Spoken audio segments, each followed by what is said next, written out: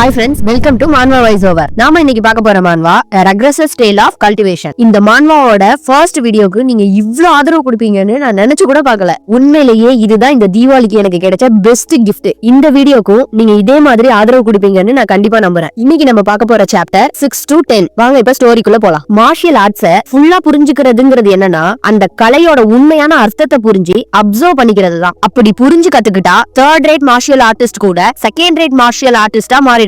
அந்த தற்காப்பு கலையோட சாராம்சத்தை புரிஞ்சு செயல்படுத்தினா மட்டும்தான் அந்த கலையோட ஹையர் லெவல ரீச் பண்ண முடியும். அப்படி ஒரு சிலரால மட்டும்தான் இந்த மாதிரி முழுசா புரிஞ்சு அப்சர்வ் பண்ணி கத்துக்க முடியும். அப்படிப்பட்டவங்களாலதான் மத்தவங்களை விட சீக்கிரமா நெக்ஸ்ட் லெவலுக்கும் போக முடியும். ஜியோக்யூங் சிட்டில டீமன் ஸ்லேயிங் செக்டார் தான் one of the most famous sector. எல்லா திறமையான மார்ஷியல் ஆர்டிஸ்டும் அங்கதான் இருப்பாங்க. இப்படிப்பட்டவங்களை எதிர்க்கிறதுக்கு வெளியில இருந்து வந்த ஆள் தான் டைரக்டர் கிம். அவர் அந்த டீமன் ஸ்லேயிங் செக்டாரோட பெஸ்ட் ஸ்டூடெண்ட்ஸ் எல்லாம் தோக்கடிச்சாரு. டிராகன் சாபர் டெக்னிக் கத்துக்கிட்டு ஃபர்ஸ்ட் ரேட் மார்ஷியல் ஆர்டிஸ்டா மாறதுக்கு டைரக்டர் கிம்முக்கு வெறும் 7 மாசம் மட்டும் தான் தேவைப்பட்டுச்சு. அந்த டீமன் ஸ்லேயிங் செக்டாரோட லீடர் காண்டாகி எப்படி ஒருத்தனால 6 மாசத்துல ஃபர்ஸ்ட் ரேட் மார்ஷியல் ஆர்டிஸ்டா மாற முடியும்? திறமை இருக்கிற மார்ஷியல் ஆர்டிஸ்ட் கூட ஃபர்ஸ்ட் ரேட் ஆர்டிஸ்டா மாறதுக்கு இன்னமும் திணறிட்டு இருக்காங்க. சில பேர்லாம் இதுக்காக அவங்க வாழ்க்கையே அர்ப்பணிச்சுட்டு இருக்காங்க. இவனை பார்த்தா இங்க இருக்கிற எந்த செக்டாரையும் சேர்ந்தவ மாதிரியே தெரியலையே. நம்மளோட இத்தனை வருஷம் மரபு எல்லாம் அவன் முன்னாடி தோத்து போயிடுச்சு. போய் அவன் எங்க இருந்தாலும் உடனே அழைச்சிடுவாங்க. இங்க இருக்கிற பெஸ்ட் மார்ஷியல் ஆர்டிஸ்டுக்கு சமமா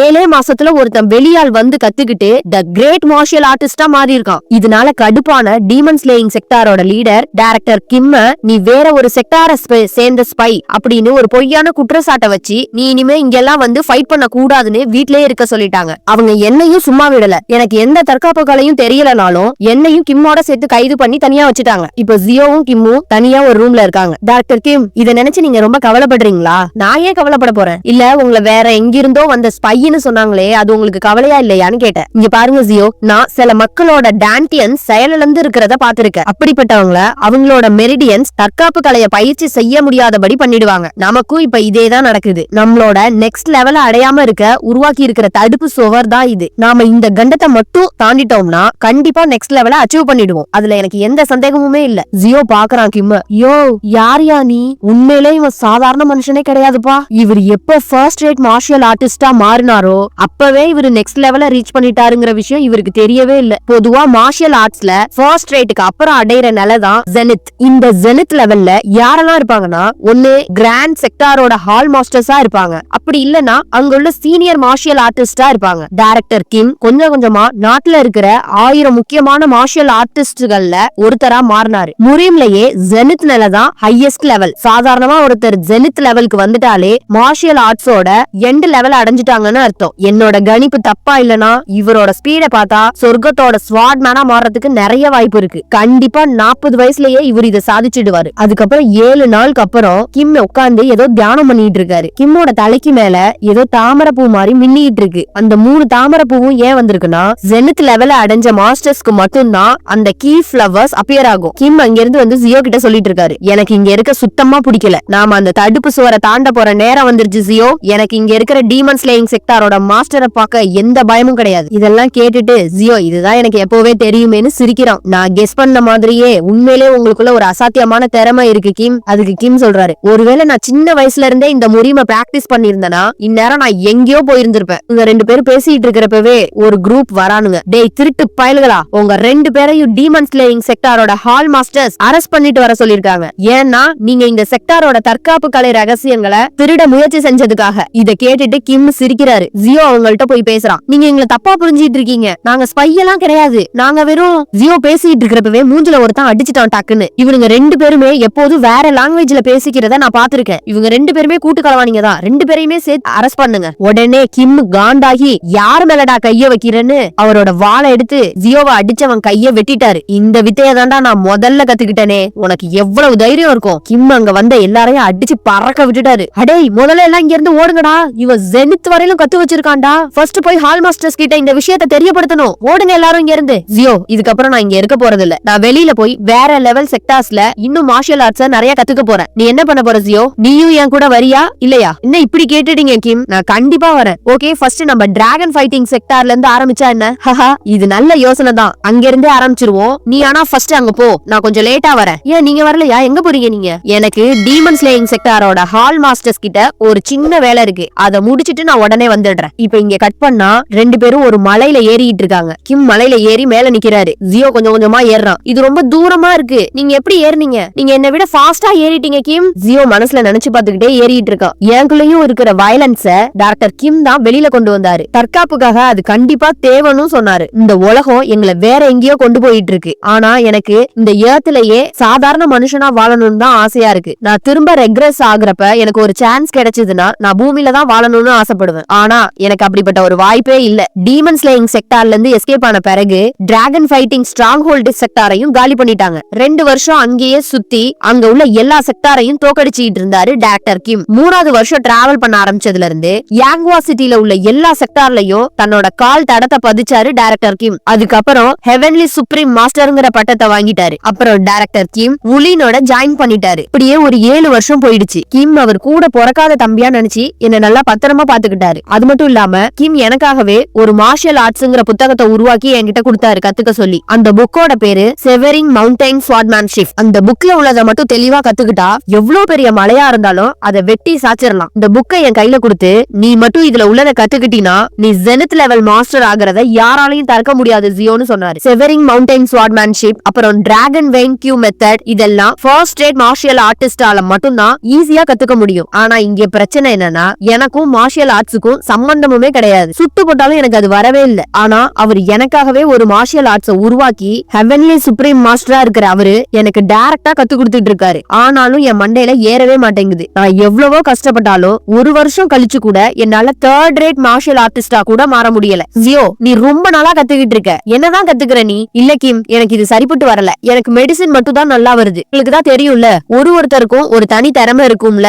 என்னோட திறமை இது கிடையாது. இப்படியே அவர் எனக்கு கத்து கொடுக்கறதும் நான் கத்துக்கிறதும் 10 வருஷம் ஓடிடுச்சு. 10 வருஷம் கழிச்சு ஒரு நாள் நான் தான் அதை பார்த்தேன். அவர் தியானம் பண்ணி உட்கார்ந்து இருந்தப்ப அவர் தலை மேல அந்த மின்னுற தாமரைகள் 3ல இருந்து 5ஆ மாறி இருந்துச்சு. அன்னைய நாள் ஏதோ விசித்திரமா நடந்துச்சு. எனக்கு ஒண்ணுமே புரியல. நான் அதை கவனிச்சுக்கிட்டே இருந்தேன். அவர் கொஞ்சம் கொஞ்சமா டிரான்ஸ்ஃபார்ம் ஆக ஆரம்பிச்சாரு. அவரோட பாடி எல்லாம் மாற ஆரம்பிச்சுது. கண்ணுல இருந்து ஏதோ பிளாஷ் மாதிரி அடிச்சுது. அவர் கண்ணுல இருந்து வந்த அந்த வெளிச்சத்துல என்னால சரியா பார்க்க முடியல. கொஞ்ச நேரத்துக்கு அப்புறம் என் பேரை சொல்லி கூப்பிட்டுக்கிட்டு வெளியில வந்தாரு. ஆனா அவரை நான் பாக்குறப்ப வேற யாரோ மாதிரி இருந்தாரு. என்ன ஏன் ஆச்சரியமா பாக்குற ஜியோ அப்படின்னு கேட்டுக்கிட்டு கேஷுவலா என் முன்னாடி வந்து நின்னாரு. நான் கிம்ம தாண்டி வேற யாரையோ பார்த்த மாதிரி இருந்தது. அவர் முழுசா மாறி இருந்தாரு. பழைய கிம் டிரான்ஸ்ஃபார்ம் ஆகி வேற மாதிரி ஒரு ஆளா வந்தாரு. கிம், உண்மையிலே நீங்க என்ன விட ரொம்ப யங்கா இருக்கீங்க. அப்படியா? நான் ரொம்ப சக்திசாலியா இருக்கிற மாதிரி இருக்கு சியோ. என் பாடியில உள்ள ஸ்ட்ரென்த்தை பார்த்தா என்னால என்ன வேணாலும் பண்ண முடியுங்கிற மாதிரி எனக்கு தோணுது. ஆனா நீங்க இப்படி டிரான்ஸ்ஃபார்ம் ஆயிருக்கிறத யாராச்சும் பார்த்தாங்கன்னா எல்லாருக்கும் பைத்தியம் பிடிச்சிரும். இது எப்படி நடந்துச்சுன்னு. நீ சொல்றது கரெக்ட் தான் சியோ. அவங்களாலலாம் இதை புரிஞ்சுக்கவே முடியாது. சரி சரி, நம்மளோட இந்த வில்லின் சாம்ராஜ்யத்துக்கு ஒரு வாரிசை கண்டுபிடிக்க வேண்டிய நேரம் வந்துருச்சு. ஏன் கிம் அப்படி சொல்றீங்க? இங்க இருக்கிற யாருமே உங்களை திருப்திப்படுத்தலையா? வாரிசா இருக்க சரிப்பட்டு வரமாட்டாங்களா என்ன? ஜியோ, நான் எதிர்பார்க்கிற குவாலிட்டிஸோட இந்த மார்ஷியல் ஆர்ட்ஸ்ல யாருமே முன்னேறல. ஒரு தலைவராக போறவங்களுக்கு முறையான மார்ஷியல் ஆர்ட் ட்ரைனிங் இருக்கணும். இங்க இருக்கிற யாருக்குமே அந்த கெபாசிட்டி இல்ல. இந்த கலைய உண்மையா புரிஞ்சுக்கிட்ட ஒருத்தர் கூட இங்க இல்ல. கிம், உண்மையிலே உங்களோட எதிர்பார்ப்பு ரொம்ப பெருசா தான் இருக்கு. எல்லாரையும் விட நீங்க ரொம்ப வித்தியாசமானவரா தான் இருக்கீங்க. இந்த ஒட்டுமொத்த உலகத்திலையும் உங்களை மாதிரி யோசிக்க வேற யாருமே இல்ல. 15 இயர்ஸ் லேட்டர் அசென்ஷன் பாத்ல என்னோட வாழ்க்கையை தொடங்கி 35 வருஷம் ஆயிடுச்சு. கிம்மோட முழு டிரான்ஸ்ஃபர்மேஷனுக்கு அப்புறம் இந்த வில்லின் சாம்ராஜ்யத்தோட தலைவரா என்ன மாத்திட்டு அவர் இங்க இருந்து கிளம்பிட்டாரு. எனக்குமே இப்ப வயசாயிடுச்சு. நானும் ரிட்டையர் ஆகணும். ஆனா இங்க இருக்கிற பிரச்சனைகள்லாம் சரி பண்றதுக்கு இன்னும் கொஞ்ச நாள் தேவைப்படும். அது வரைக்கும் நான் இங்க இருந்துதான் ஆகணும். அவர் இந்த யாங்குவா சிட்டியை சுத்திட்டு வர்றதுக்கு இன்னும் எவ்வளவு நாள் ஆகும்னே தெரியல. அப்படியே நாட்கள் சீக்கிரமா போயிட்டே இருந்தது. கொஞ்ச நாள்ல என் ரிட்டையர்மெண்ட்டும் முடிஞ்சிருச்சு. கிம் அதுக்கு கூட வரல. என்னோட ரிட்டையர்மெண்ட் பணத்துல இருந்து வந்த ஃபண்ட்ல நான் ஒரு வீட்டை வாங்கினேன். என் ஒருத்தருக்கு இந்த வீடு ரொம்ப பெருசு. இங்க நான் தனியா தான் இருக்கணும். இது எல்லாத்தையும் யோசிச்சுக்கிட்டு ஜியோ அந்த வீட்டை பார்த்துட்டு நின்னுட்டு இருக்கான். அப்ப அவன் முன்னாடி டக்குன்னு ஒருத்தன் வந்து குதிக்கிறான். ஏய், யாரு நீ? எப்படி வந்த இங்க? ஹே ஜியோ, உனக்கு என்ன தெரியலையா? நான் தான் கிம். கிம்மா? ஆமா, நீங்க ஏன் என்னோட ரிட்டையர்மெண்ட் செரமோனிக்கு கூட வரல? இவ்வளவு நாள் எங்க போனீங்க? என்ன ஆச்சு உங்களுக்கு? மார்ஷியல் ஆர்ட்ஸ பொறுத்த வரைக்கும் நான் அதை கத்துக்கிட்டதுல ரொம்ப ஆசீர்வதிக்கப்பட்டவனாவும் உறுதியானவனாவும் நினைச்சிட்டு இருந்தேன். ஆமா, நீங்க அப்படிதானே? அதுதானே உண்மை. இல்ல ஜியோ, நான் நினைச்ச மாதிரி இல்ல. இல்லையா? நீங்க மார்ஷியல் ஆர்ட்ஸ்ல ஜீனியஸ் இல்லனா அப்ப வேற யாரா இருக்க முடியும்? இங்க இருக்கிற யாருக்கும் அப்படிப்பட்ட திறமை எல்லாம் இருக்க வாய்ப்பே இல்ல. அது உண்மைதான். நான் மார்ஷியல் ஆர்ட்ஸ்ல ஜீனியஸ் தான். நான் கடந்து வந்த பாதையை எந்த சாதாரண மனிதனாலையும் கடந்து வர முடியாது. சாதாரண மனிதனா? நீங்க ஒரு சாதாரண மனிதன் எப்படி சொல்லிக்க முடியும்? இங்க இருக்கிற எல்லாருக்குமே தெரியும் நீங்க ஒரு ஹெவன்லி சுப்ரீம் மாஸ்டர்னு. அப்படி இல்ல ஜியோ, நான் என்னை விட உயர்ந்த துறவிகள் எல்லாம் கொஞ்சம் பேரை பார்த்தேன். அவங்கள பாக்குறப்ப எனக்கு ரொம்ப பொறாமையா இருந்துச்சு. உனக்கு ஞாபகம் இருக்கா? 35 வருஷத்துக்கு முன்னாடி நம்ம பறக்கக்கூடிய கல்டிவேட்டர்ஸ் எல்லாம் வந்தாங்க. நாம கூட அவங்க வானத்துல இருந்து பறந்து வந்ததை பார்த்து ரொம்ப ஆச்சரியப்பட்டோம். அப்படி வந்தவங்க நம்ம கூட வேலை செஞ்ச எல்லாரையும் கிட்னாப் பண்ணிட்டு போயிட்டாங்க. ஆமா ஆமா, அதை எப்படி நான் மறப்பேன்? எனக்கு நல்லா ஞாபகம் இருக்கு. மறக்கிற மாதிரி கொஞ்ச நெஞ்ச சம்பவங்களை அவங்க எல்லாம் பண்ணிருக்காங்க. அந்த கல்டிவேட்டர்ஸ் எல்லாம் யாங்குவாவோட அரசாங்கத்துக்கு ரகசியமா வேலை செஞ்சிருக்காங்க. நம்ம இந்த விலின் சாம்ராஜ்யத்தை உருவாக்குனதுக்கு அப்புறம் யாங்குவால அதுதான் எங்க பார்த்தாலும் புகழ் பெற்றதா மாறுனுச்சு. அது அவங்களுக்கு பிடிக்காம இதுல தலையிட்டு பிரச்சனை பண்ண ஆரம்பிச்சதே அந்த கல்டிவேட்டர்ஸ் தான். அந்த கல்டிவேட்டர்ஸ் எல்லாம் விலின் விஷயத்துல தலையிட்டது கிம்முக்கு கூட சுத்தமா பிடிக்காம போயிடுச்சு. அவங்களுக்கு ஒபே பண்ணாம இருந்தா அது தேசத்துக்கு எதிராக திரும்பி விலின் கூட்டணிய பாதிக்கும்னு கிம் அவங்க சொல்றத கேக்குற சூழ்நிலை ஏற்பட்டது. அதனாலதான் இந்த விலின் சாம்ராஜ்ல இருந்துகிட்டே அவங்களை எதிர்க்க முடியாதுங்கிறதுனால அவர் இங்க இருந்து பதவியை ராஜினாமா பண்ணிட்டு யாங்குவா கிளம்பி போயிட்டாரு. அங்க போனதுக்கு அப்புறம் அங்க இருந்துகிட்டு அவங்களை எதிர்த்து சண்டை போட்டாரு. இவ்வளவுதெல்லாம் நடந்ததுக்கு காரணம் அந்த கல்டிவேட்டர்ஸ் தானே. அவங்கள போய் எப்படி என்னால மறக்க முடியும்? திரும்ப கிம் கண்டினியூ பண்ண ஆரம்பிச்சிட்டாரு. முதல்ல அவங்களோட இடத்தை கண்டுபிடிக்கிறது எனக்கு ரொம்ப கஷ்டமா இருந்துச்சு. அப்புறம் நான் ஒருத்தனை மட்டும் கண்டுபிடிச்சேன். அந்த கல்டிவேட்டர் கூட நான் சண்டை போடுறதுக்கு ரெடியா இருந்தேன். என்ன மாதிரி ஒரு சாதாரண மனுஷனோட சண்டை போடுறதெல்லாம் வேஸ்ட் ஆஃப் டைம்னு நினைச்சு அவன் என்ன நிராகரிச்சுட்டு போயிட்டான். அச்சோ, அப்புறம் என்னாச்சு? திரும்ப 5 வருஷத்துக்கு முன்னாடி நான் ஒருத்தனோட சண்டை போடுற வாய்ப்பு எனக்கு கிடைச்சது.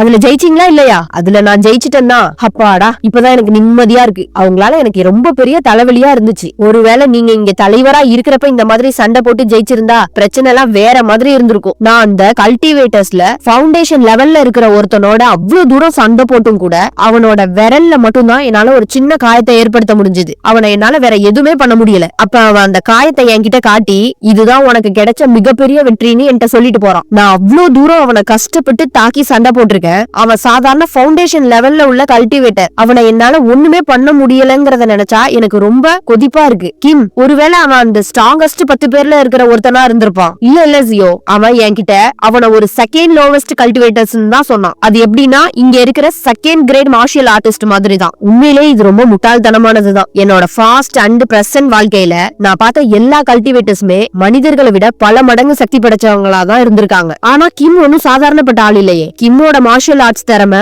கல்டிவேட்டர்ஸ் கூட சண்டை போடுற அளவுக்கு ஈக்குவலா இருந்துச்சு. வாய்ட் ஸ்டெப்ஸ் எல்லாம் யூஸ் பண்ணி வானத்துல பறந்து சண்டை போடுற அளவுக்கு மார்ஷியல் ஆர்ட்ஸ்ல திறமையானவர் கிம். அவரால 10,000 வருஷம் பழமையான இரும்ப கூட டோஃபு மாதிரி ஈஸியா வெட்டிட முடியும். அவ்வளவு திறமை படைச்ச இவராலேயே கல்டிவேட்டரோட கையில ஒரு சின்ன காயத்தை மட்டும் தான் ஏற்படுத்த முடிஞ்சிருக்குன்னா எனக்கு ஆச்சரியமா தான் இருக்கு. அவங்களெல்லாம் எதிர்த்து என்னால சண்டை போட முடியாதுங்கிற விஷயம் எனக்கு அப்பதான் புரிஞ்சுது. நான் ஒரு சின்ன குட்டையில இருக்கிற பெரிய மீனுன்னு. இந்த கல்டிவேட்டர்ஸ்லாம் ஒரு இயற்கை பேரழிவு மாதிரி இருக்காங்க. ஜியோ கிம் பேசுறதெல்லாம் ஆச்சரியமா பாக்குறான். ஆனானப்பட்ட கிம்மே அவங்கள பத்தி இப்படி பெருமையா பேசிட்டு இருக்காரு. ஆனா இன்னைக்கு என்ன நடந்துச்சுன்னா நான் அந்த கல்டிவேட்டரோட கைய வெட்டி எடுத்துட்டு வந்துட்டேன். அடி சக்கன்னானா, அதான கிம்மா கொக்கா? அப்படி இல்ல ஜியோ, அவன் ஒரு தாயத்தை அவனோட கைக்கு பக்கத்துல வச்சான். உடனே அவனோட கை திரும்ப வளர்ந்துடுச்சு. எனக்கு அப்பதான் நான் தோத்து போன மாதிரி ஃபீலே ஆனது. நான் என்ன வித்த பண்ணாலும் இவங்களை ஜெயிக்க முடியாதுங்கிறது எனக்கு நல்லா புரிஞ்சிடுச்சு. அப்பதான் நான் ஒரு விஷயத்த யோசிச்சேன். இதுக்கப்புறம் நான் இந்த மார்ஷியல் ஆர்ட்ஸ நிறுத்த போறேன். நீங்க என்ன சொல்றீங்க கிம்?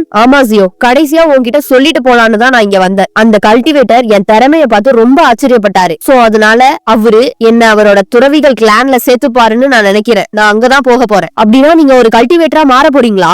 அவங்க ஸ்பிரிச்சுவல் ரூட் இல்லாம அங்க போக முடியாதுன்னு சொன்னாங்களே அன்னைக்கு. அது உண்மைதான். ஆனா ஒரு சாதாரண மனிதனால எப்படி அந்த 5 உயிர் சக்தியையும் அடைய முடிஞ்சதோ அதே மாதிரிதான் அந்த 5 எலிமெண்ட்ஸ் ஸ்பிரிச்சுவல் ரூட்டையும் நான் கண்டிப்பா அடைய போறேன். சில சாதாரண மனிதர்கள் அவங்கள மாதிரி துறவிகளா மாறுறதுக்கு வாழ்நாள் ஃபுல்லையும் செலவு பண்ண வேண்டி இருக்கும். ஆனா சில பேருக்கு பிறக்கிறப்பவே அப்படிதான் பிறக்கிறாங்க. அவங்கள மாதிரி மாறணும்னா அட்லீஸ்ட் நம்ம குணத்தையாச்சும் ஃபர்ஸ்ட் அவங்கள மாதிரி மாத்திக்கணும். கிம் அவரோட ஸ்வாட வச்சு ஒரு போர்ட்டலை உருவாக்குறாரு. நான் கிளம்புறேன் ஜியோ. இன்னும் என்னோட சக்திகளை அதிகப்படுத்துறதுக்காக போறதுக்கு முன்னாடி இந்த புக்க வச்சுக்கோ. இதுதான் நான் உனக்காக கொடுக்கிற last gift. Take care. Kim, என்ன விட்டுட்டு போயிடாதீங்கன்னு கத்துறான் ஜியோ. கிம் கிளம்பி போயிட்டாரு. அந்த புக்க பாக்கலாம். Record of transcending cultivation and exacting martial arts. உங்க தம்பியை இப்படி தனியா தவிக்க விட்டுட்டு போயிட்டீங்களே கிம். நான் இனிமே தனியா என்ன பண்ணுவேன்? எப்படி இருப்பேன்? கொஞ்ச நாள் அப்படியே தனிமையிலேயே போனுச்சு. எவ்வளவு கொடூரமான நாட்கள் அது. ஜியோக்கு வயசாயிடுச்சு. எவ்வளவு கொடூரமான நாட்களை நான் கழிச்சிருக்கேன். திரும்ப நான் அந்த உலகத்துக்கு வந்து 50 வருஷம் ஆயிடுச்சு. அதே ஃப்ளூவால திரும்ப நான் சாக கிடக்கிறேன். ஒரு மனுஷனால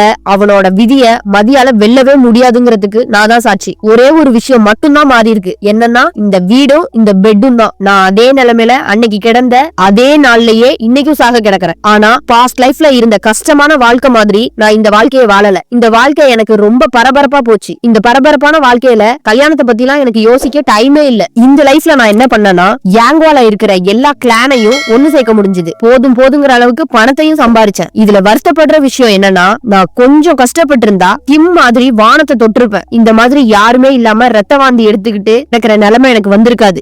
நான் செத்துட்டேன். திரும்பவும் நான் பிறந்து வருவேன். ஏன்னா அதான் என் விதி. நான் திரும்பவும் பிறந்துட்டேன். மை செகண்ட் ரெக்ரெஷன், அதே அசென்ஷன் பாத். இந்த கார்டு எனக்கு ரொம்ப பரிச்சயம் ஆயிட்டு. இப்ப திரும்ப என்னோட முழு உடம்போட நான் ரெக்ரெஸ் ஆகியிருக்கேன். கண்ணை திறந்து பாக்குறப்ப அதே மாதிரி செக்ஷன் சீஃப் என் கண்ணு முன்னாடி கத்தி என்ன திட்டிட்டு இருக்கான். ஹே டெபுட்டி மேனேஜர் ஜியோ, நான் கத்திட்டு இருக்கேன், உன் காதுல விழவே இல்லையா? என்ன தைரியம் இருந்தா இப்படி பண்ணிருப்படா லூசு பயலே. கவனத்தை எங்கடா வச்சுக்கிட்டு வண்டி ஓட்டுன? இந்த ரெக்ரெஷன்ல எனக்கு கிடைச்சிருக்கிற நல்ல விஷயம் என்னன்னா, வித் அ ஃப்ரெஷ் நியூ பாடி. இது ரொம்ப நல்லா இருக்கு. அப்போ நான் அந்த 50 வருஷம் வாழ்ந்த வாழ்க்கை என்ன இருக்கும்? ஏ டெபுட்டி மேனேஜர் ஜியோ, நான் உன்கிட்ட தான்டா பேசிட்டு இருக்கேன். நீ என்ன பண்ணிட்டு இருக்க? இந்நேரம் ஒன்னால நாங்க எல்லாரும் செத்து போயிருப்போம்டா அயோக்கிய பயலே. இந்த ரெக்ரெஷன்லயும் நான் அதே என் டீம் மெம்பர்ஸோட தான் நிக்கிறேன். இதை நினைச்சு நான் எப்படி சந்தோஷப்பட முடியும்? இது எனக்கு கிடைச்ச சாபம். இதெல்லாம் ஒரு டைம் இல்ல 2 டைம் நடந்தா நான் சந்தோஷப்பட வாய்ப்பு இருந்திருக்கும். இது முடிவே இல்லாம இப்படி நடந்துகிட்டே இருந்ததுன்னா நான் எப்படி இதை சமாளிப்பேன்? நான் என்ன பண்ணுவேன்? நான் ஒரு மிகப்பெரிய வாழ்க்கை சுழல்ல மாட்டிக்கிட்டு இருக்கேன். அது என்ன தொடர்ந்து வாழ வச்சு கொடுமைப்படுத்திட்டு இருக்கு. பாஸ்ட் லைஃப்ல அந்த வாழ்க்கையில இருந்த மக்கள்லாம் எப்படி வாழ்வாங்கன்னு எனக்கு தெரியும். நான் திரும்ப அவங்களை சந்திக்க விரும்பல. இப்போ என் கண்ணு முன்னாடி நின்றுட்டு இருக்கிற இவங்க எல்லாம் நான் கடந்த 50 வருஷமா வாழ்ந்த வாழ்க்கைக்கும் இவங்களுக்கும் சம்பந்தமே இல்லாதவங்க. இந்த ரெக்ரெஷன்ல நான் என்ன பண்ண போறேன்? எப்படி சமாளிக்க போறேன்? செக்ஷன் சீஃப் ஜியான், கொஞ்சம் அமைதியா இருங்க, கோவப்படாதீங்க. ஆமா, கொஞ்சம் அமைதியா இருங்க. இப்ப நீங்க கோவப்படுற அளவுக்கு என்ன நடந்துருச்சு? இதுக்கப்புறமும் என்னடா நடக்கணும்? இவ்வளவு கூலா கேக்குற? நான் இன்னைக்கு வண்டி ஓட்டலன்னு தான் சொன்னேன். நீங்க தான் சொல்ல சொல்ல கேட்காம என்கிட்ட டிரைவ் பண்ண சொன்னீங்க. உங்க வேலையையும் சேர்த்து நேத்து நான் பார்த்ததுனால நைட் ஃபுல்லா எனக்கு தூக்கமே இல்ல. அப்புறம் எப்படி நான் ஜாக்கிரதையா டிரைவ் பண்ண முடியும்? இந்த லேண்ட் ஸ்கேல் இது எதிர்பார்க்காம நடந்த விஷயம். என்ன பிளேம் பண்றத ஃபர்ஸ்ட் நிப்பாட்டிட்டு அடுத்து என்ன பண்ணலாம்னு யோசிங்க ஜியோன். டைரக்டர் கிம், சூரியன் மறையறதுக்குள்ள நான் போய் நைட் நம்ம தங்குறதுக்கு ஏதாச்சும் நல்ல பிளேஸ் இருக்கான்னு பாத்துட்டு வந்துடுறேன். நீங்க எல்லாம் போய் கார் எங்க இருக்குன்னு தேடுங்க. அப்படி இல்லனா இந்த காட்டை விட்டு வெளியே போறதுக்கு ஏதாச்சும் வழி இருக்கான்னு பாருங்க. இருட்டுறதுக்குள்ள எல்லாம் ஒரே இடத்துல அசம்பிள் ஆயிடுங்க. நான் ஏன் இவங்கள பத்தி எல்லாம் கவலைப்படணும்? எப்படி இருந்தாலும் நான் திரும்ப திரும்ப ரெக்ரெஸ் ஆகி இங்கதான் வர போறேன். ஜியோ சொன்ன மாதிரியே எல்லாம் சூரியன் மறைஞ்ச உடனே ஒரு இடத்துல கேம்ப் ஃபயர் போட்டு படுத்துட்டாங்க. ஜியோ தலையில கைய வச்சு படுத்து யோசிச்சுட்டு இருக்கான். எனக்கு இந்த அறிவு இல்லாத வாழ்க்கையை நினைச்சா பயமா இருக்கு. திரும்ப திரும்ப இது எத்தனை டைம் தான் நடந்துகிட்டே இருக்கும்? நான் இதுல இருந்து எப்படியாவது வெளியில வரணும். இதுல இருந்து மீண்டு நான் திரும்ப எர்த்துக்கே திரும்ப போகணும். எனக்கு இந்த அசென்ஷன் பாத் சுத்தமா பிடிக்கவே இல்ல. நான் இங்க இருந்து எப்படி திரும்ப போறது? அதுக்கு ஏதாச்சும் வழி இருக்குமா? அப்ப டக்குன்னு ஜியோக்கு அந்த கிழவன் கல்டிவேட்டர் சொன்னது ஞாபகத்துக்கு வருது. நீங்க எல்லாம் அந்த அசென்ஷன் டைமென்ஷன் கேட் ஓபன் ஆனதுனால தானே வந்தீங்க. இப்படி எப்படி கண்டுபிடிச்சோம் பாத்தீங்களா? அந்த கிழவன் சொன்னானே அசென்ஷன் கேட். ஒருவேளை அங்க போனா தப்பிக்கிறதுக்கு வழி இருக்குமோ என்னமோ. பூமியில இருந்து நாங்க வந்த இடத்துக்கும் அந்த அசென்ஷன் கேட்டுக்கும் ஏதோ தொடர்பு இருக்கணும். அந்த கேட்டை மட்டும் கண்டுபிடிச்சிட்டா பூமிக்கு திரும்ப போயிடலாம். அந்த அசென்ஷன் கேட்டை யூஸ் பண்ணி தான் எர்த்துக்கு திரும்ப போக முடியும். ஆனா நான் ஒரு காமலரா இருந்துகிட்டு எதுவுமே பண்ண முடியாதே. கிம் மாதிரி ஏதாவது பண்ணி கல்டிவேட்டரா மாறணும் ஃபர்ஸ்ட். அப்படி ஒருவேளை நான் கல்டிவேட்டரா மாறினா எனக்கு அளவில்லாத சக்திகள்லாம் கிடைக்கும். அந்த சக்தியை வச்சு அந்த அசென்ஷன் கேட்ல என்னெல்லாம் பண்ணணும்னு நான் தெரிஞ்சுக்கலாம். கண்டிப்பா நான் ஒரு கல்டிவேட்டரா மாறி அந்த அசென்ஷன் கேட்டை கண்டுபிடிச்சிருவேன் அப்படின்னு கையில ஒரு வேற எடுத்து கடிக்கிறான்.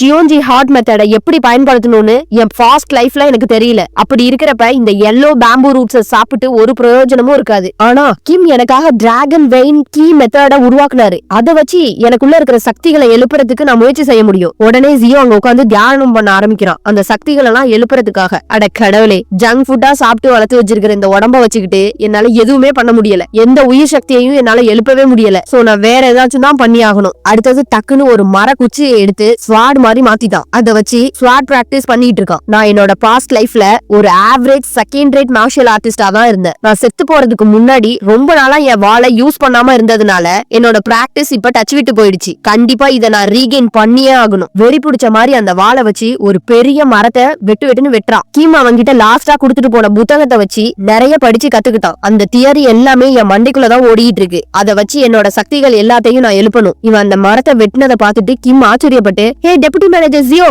அது என்னது? அது எப்படி நீ பண்ண? வெறும் ஒரு மர வாழை வச்சுக்கிட்டு இவ்ளோ பெரிய மரத்தை நீ வெட்டி இருக்க. இந்த ஸ்ட்ரென்த் எங்க இருந்து வந்தது உனக்கு? ஜியோ உடனே மனசுக்குள்ள நினைச்சுக்கிறான், ஓ அதுவா, ஒரு பெஸ்ட் இன்ஸ்ட்ரக்டர் நான் கல்டிவேட்டரா மாறதுக்காக எனக்கு ஹெல்ப் பண்ணாரு, அவர்கிட்ட இருந்து தான் கத்துக்கிட்டேன். ஆனா அத அவன் மனசுல நினைச்சுக்கிட்டே, டைரக்டர் கிம் நீங்களும் இத கத்துக்க விரும்புறீங்களா?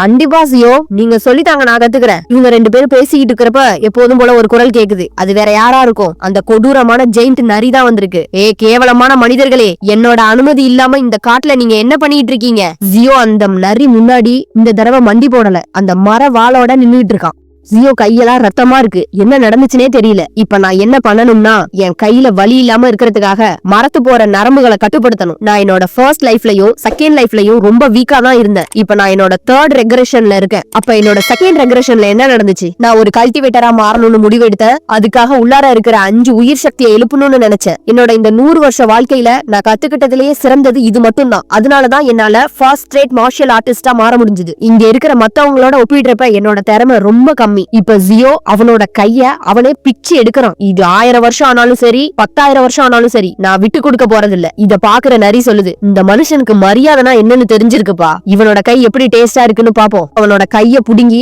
நரி கிட்ட நீட்டுறான். உன்னை விட வலிமையானவன் ஆகுற வரையிலும் நான் என் கைய உனக்கு கொடுத்துக்கிட்டே தான் இருப்பேன். இந்தா சாப்பிடு. அந்த நரி என்னோட கைய சாப்பிட்டுட்டு எங்களுக்கு இங்க தங்குறதுக்கு பெர்மிஷன் கொடுத்துட்டு வானத்தை பார்க்க பறந்து போயிடுச்சு. இந்த தடவை நான் என் கூட இருக்கிறவங்கள பத்தி எல்லாம் யோசிக்காம கவலைப்படாம என் ட்ரைனிங்ல தான் நான் கான்சென்ட்ரேட் பண்ணிக்கிட்டே இருந்தேன். சாப்பாடு தூக்கம் எதுவுமே இல்லாம நான் இந்த ஸ்வாட பிராக்டிஸ் பண்ணிக்கிட்டே இருந்தேன். இந்த தடவையும் அதே மாதிரி அந்த கல்டிவேட்டர்ஸ் எல்லாம் வானத்துல இருந்து பறந்து வந்தாங்க. என் கையையும் சரி பண்ணி கொடுத்தாங்க. அதே மாதிரி என் கூட இருந்த கோவர்க்கர்ஸ் எல்லாரையும் கிட்னாப் பண்ணிட்டு போயிட்டாங்க. 4வது நாள் நான் பிராக்டிஸ் பண்ற எல்லாத்தையும் நிறுத்திட்டேன். அந்த சீ டிராகனும் அங்க வந்தாரு. இந்த தடவை அவர்கிட்ட நான் தைரியமா ஒரு விஷயத்த கேட்டேன். ஸ்பிரிச்சுவல் ரூட்ஸே இல்லாம அவளை மட்டும் நீங்க கூட்டிட்டு போய் என்ன பண்ண போறீங்க? அவளும் எங்களை மாதிரி ஒரு சாதாரண பொண்ணு தானே, அதிகபட்சம் ஒரு 100 வருஷம் வாழ்வா, அவ்வளவு தானே. சீ டிராகன் சிரிக்கிறாரு. நீங்க கல்டிவேட்டர்ஸ் பத்தி நல்லா தான் தெரிஞ்சு வச்சிருக்கீங்க. இந்த பொண்ணை பத்தி நீங்க கவலைப்பட தேவை கிடையாது. என்னோட ரத்தம் அவளோட ரத்தத்தோட சேர்ந்ததுக்கு அப்புறம் அவளுக்கு ஆட்டோமேட்டிக்கா ஸ்பிரிச்சுவல் ரூட்லாம் வந்துரும். அப்படின்னா இந்த வாய்ப்பை எங்களுக்கு இந்த தடவை கொடுங்க. நாங்க எல்லாம் ஒரே உலகத்துல இருந்து தானே வந்திருக்கோம். அப்ப எங்களுக்கும் அதே மாதிரி எபிலிட்டிஸ் இருக்கும்ல.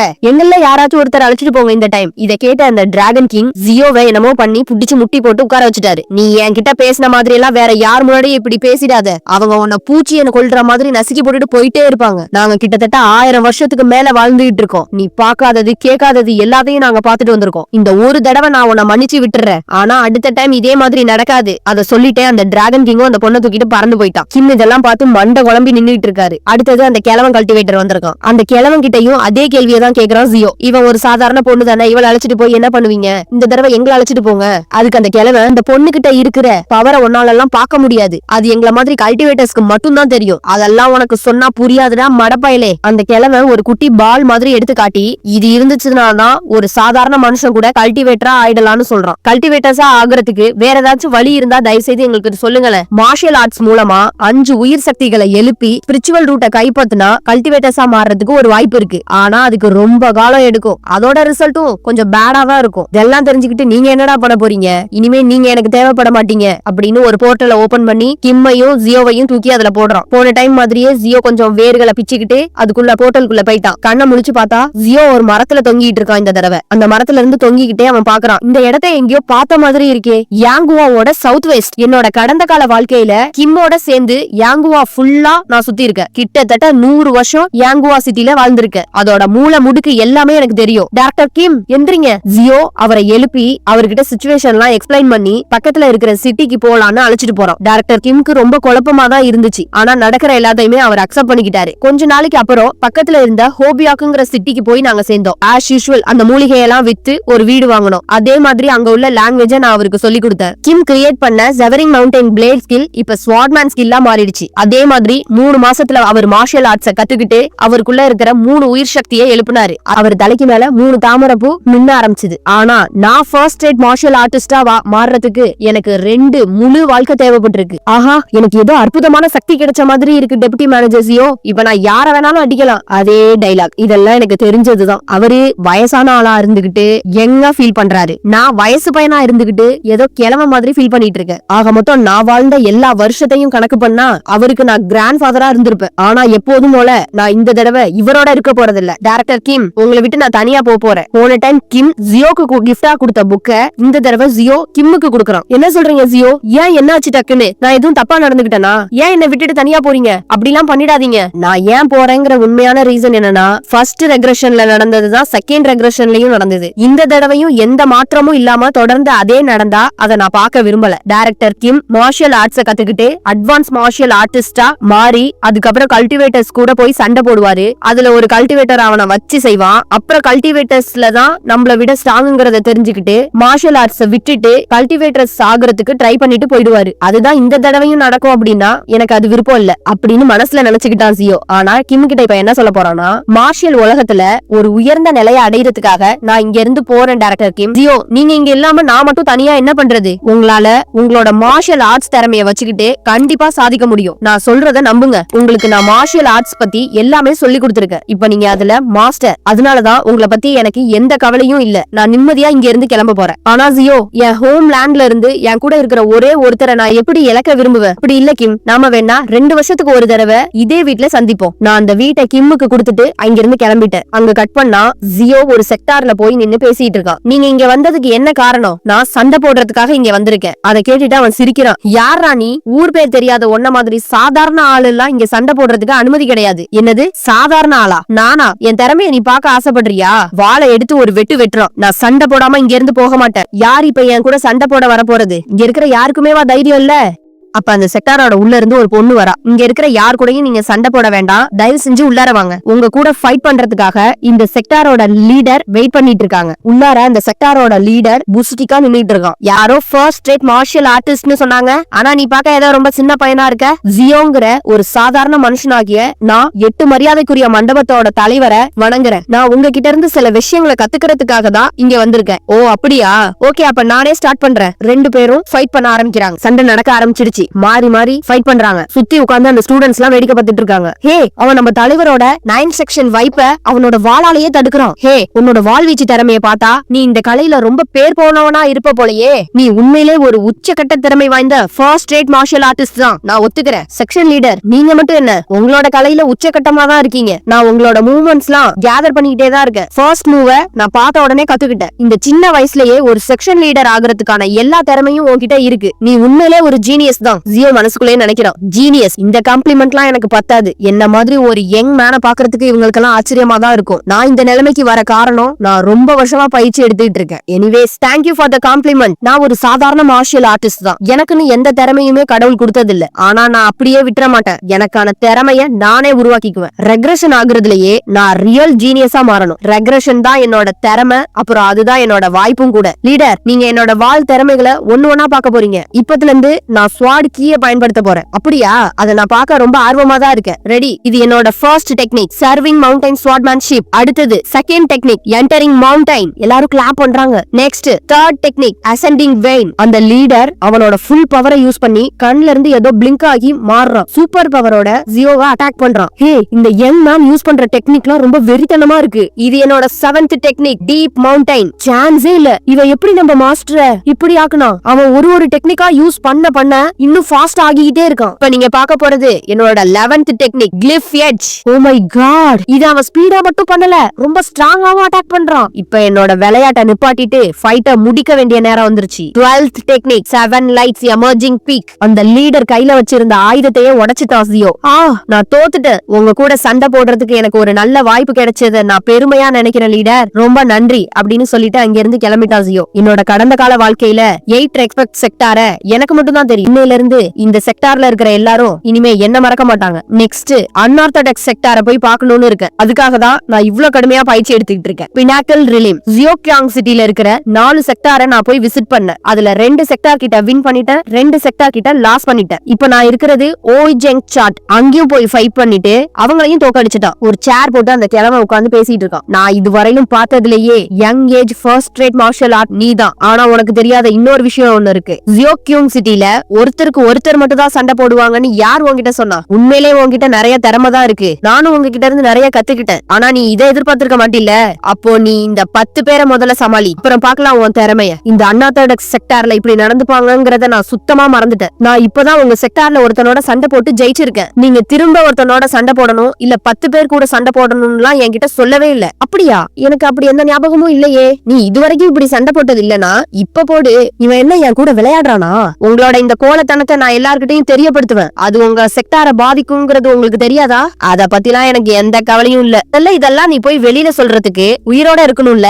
இந்த சண்டை நடக்கிறப்பவே உனக்கு காயம் ஏற்பட்டு நீ மரணத்தை சந்திப்ப. நாங்களாம் உன்னை நல்லாதான் கவனிச்சுக்கிட்டோம்னு மக்கள் எல்லாம் கேள்விப்படுவாங்க. ஆனா அதெல்லாம் உன்னை காப்பாத்த போறது இல்ல. கீ கீ கீ கீன்னு அந்த கிழவன் சிரிக்கிறான். சாக போறவங்க கிட்ட என்னடா பேச்சு? இங்க இருக்கிறவனுங்க எல்லாம் நான் நினைச்சதை விட பல மடங்கு பைத்தியக்கார பயல்களா இருக்கானுங்க. ஜியோ இந்த 10 பேரை சமாளிக்க போறானா, என்ன பண்ண போறான்னு நெக்ஸ்ட் வீடியோல பாப்போம். இந்த வீடியோ உங்களுக்கு பிடிச்சிருந்ததுன்னா லைக் பண்ணுங்க, ஷேர் பண்ணுங்க, கமெண்ட் பண்ணுங்க, மறக்காம சப்ஸ்கிரைப் பண்ணிடுங்க. அடுத்தது ஒரு வீடியோவோட சந்திக்கிறேன். பாய்.